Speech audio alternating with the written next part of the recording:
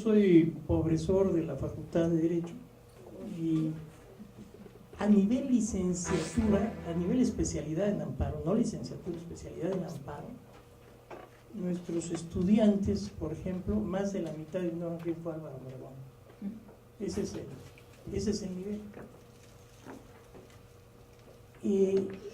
Las constituciones, en general el derecho, tiene una serie de conceptos que parecen una cosa y son otra.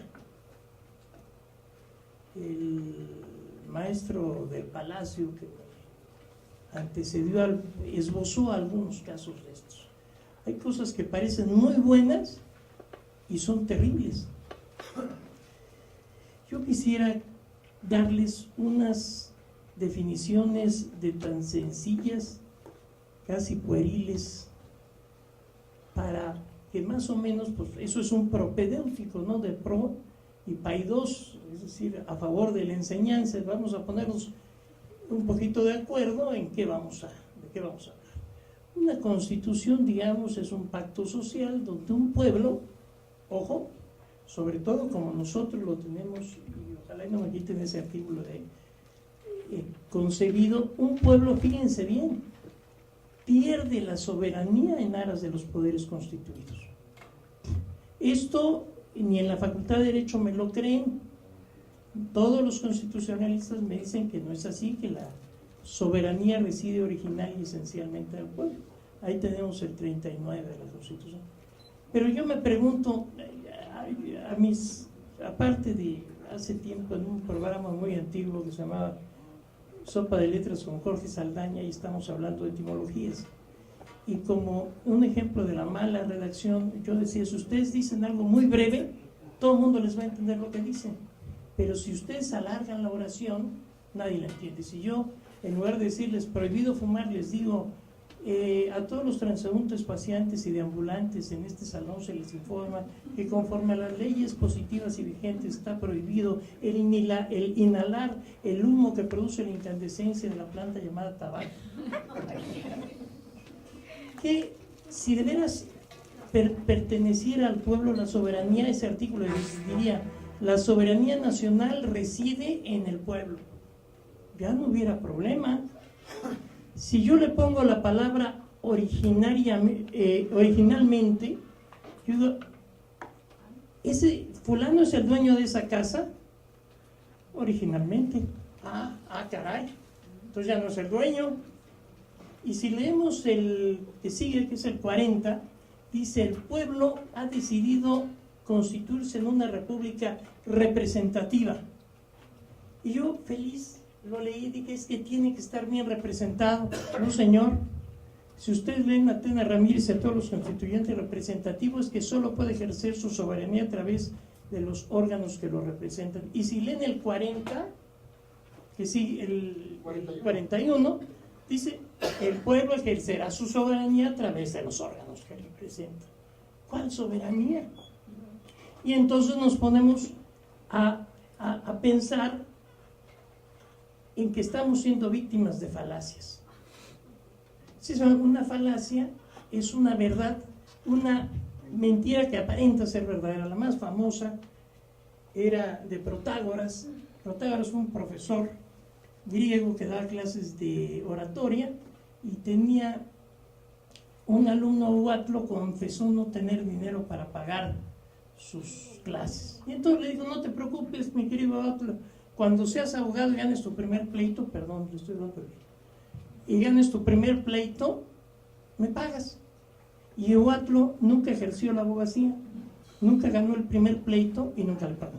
Entonces Protágoras demanda a Huatlo y le dice al juez: ni te apures, cuando él gane, si yo le gano me tiene que pagar, pero si él gana, habrá ganado el primer pleito y ya me tendrá que pagar de cualquier manera.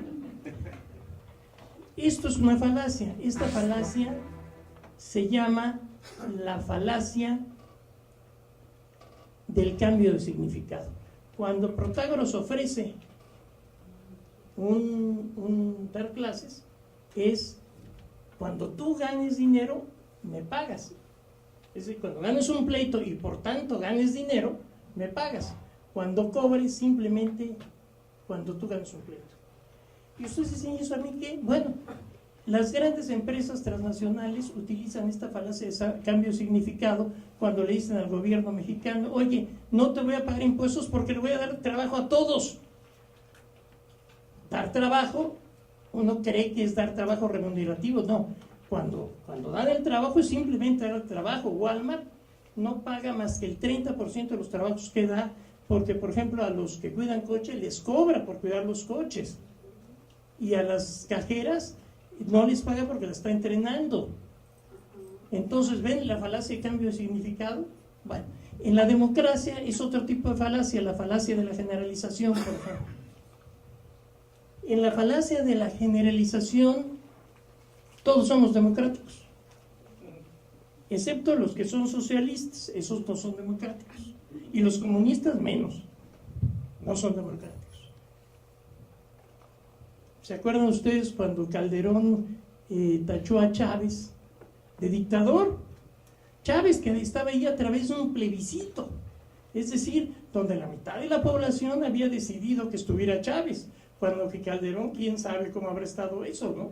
Y le decía que él decía que era democrático, y al otro le decía dictador.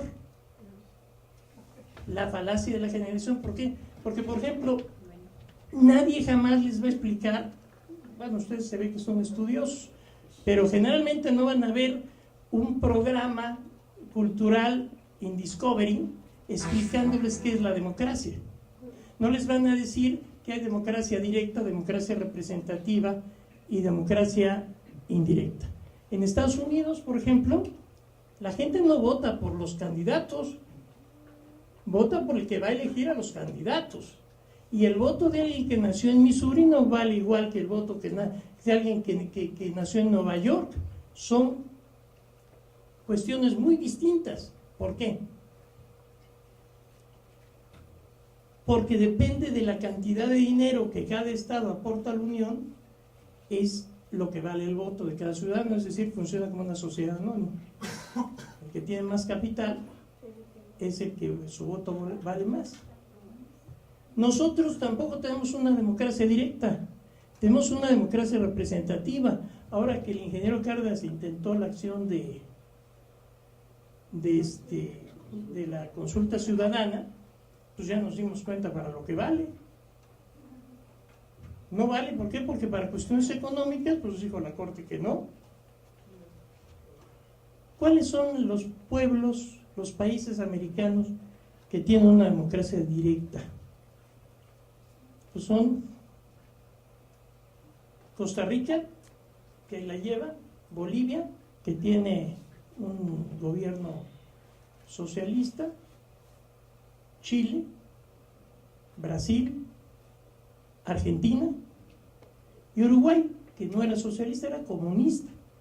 ¿Por qué? Porque nadie habla aquí en este país, nadie sabe quién es José Mojica, pero era el presidente más pobre del mundo, acaba de dejar el poder, pero era el presidente más pobre del mundo.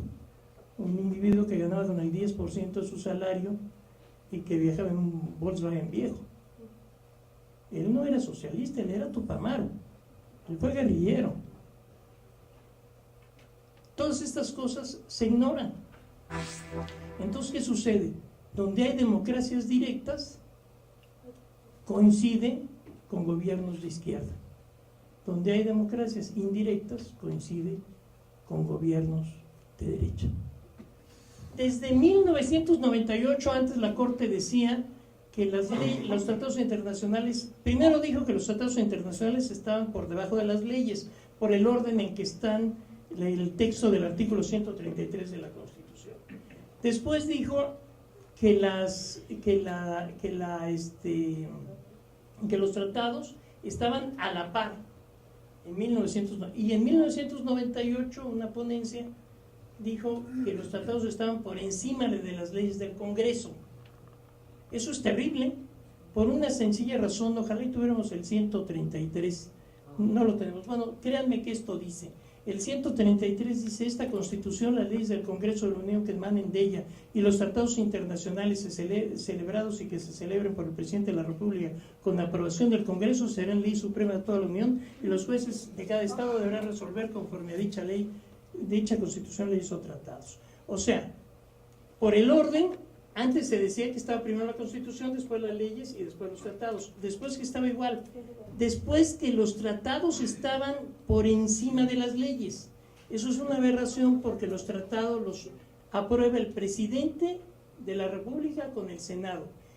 Y la soberanía nacional radica en la Cámara de Diputados.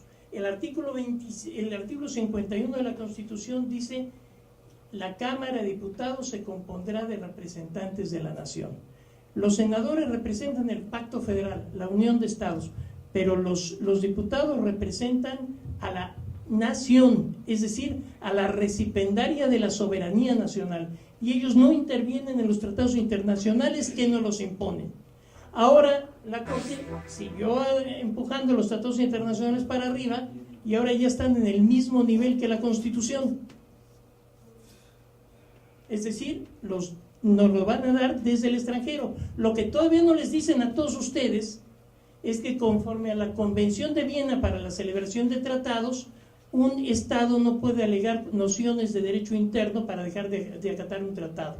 Esto quiere decir que se imponen, uno no puede decir ni cuestiones constitucionales para dejar de acatar un tratado, y aún en el supuesto de que el funcionario que celebre el tratado no sea competente, el Estado queda obligado. Por favor, lean la Convención de Viena para la celebración de tratados. Ustedes que hablan del consenso de Washington, esto, que aparentemente es tan bonito, significó la entrega total del Estado mexicano al consenso de Washington, a todo el gobierno internacional. Y todo lo que pudo haber sido bueno de esto, la Corte lo está interpretando como le dio su gana. Por ejemplo, todas las autoridades en el ámbito, dice, las normas de los derechos humanos se interpretarán de conformidad con esta Constitución y los tratados internacionales, favoreciendo en todo tiempo a las personas la protección más amplia. ¡Qué padre! Me van a dar interpretar la ley, interpretarán, dice, de la manera más amplia, que me favorezca más. ¡Qué bonito!, ¿no? ¿Sí? Ya cuando lo aplican, dicen que esto quiere decir que entre dos normas jurídicas deben de optar por la que favorezca más al gobernado. Entonces ya no es una regla interpretativa, es simplemente escoger qué norma va a favorecerme más. Una regla interpretativa es, por ejemplo, que dijeran, la ley de amparo, su objetivo es proteger derechos humanos, por tanto todas las normas procesales las voy a interpretar de manera que se proteja al ser humano en verdad. Esa sería una norma interpretativa. No, la establecen como lo que se llamaría una interpretación correlativa de normas, nada más. En fin, yo quiero decirles que por eso una propuesta que debe ser es que en nuestra Constitución se establezca la interpretación teleológica, es decir, que las normas se interpreten para que cumplan la finalidad para la que fueron creados. Eso es, a lo mejor un día porque hay que saber aquí qué es interpretación, los tipos de interpretación, etcétera, pero acuérdense que cuando bajaron las tablas de la ley, Moisés, ¿no fue? Moisés baja y lee los mandamientos de la ley. Cuando llega al 9, dice: no desearás la mujer de tu prójimo. Y él dice: oye, no, espérate, maestro, no, es que Sarit está re bien, aunque no sabe.